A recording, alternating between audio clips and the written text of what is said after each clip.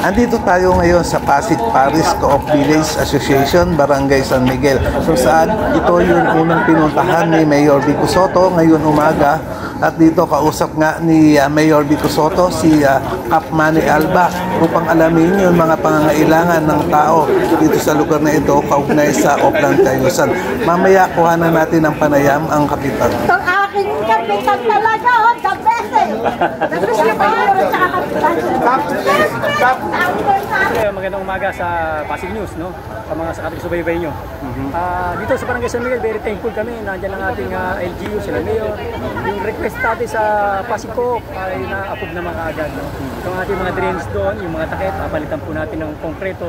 Dating bakal na kung saan isirana, ay papapalitan po agad. At the same time, meron din request sila na tent, kuwan, lamesa. Approve natin kay Mayor. Hindi sa alam sa kanila. Pinagkakabalan ko namin nagpapalit na isa. Sige,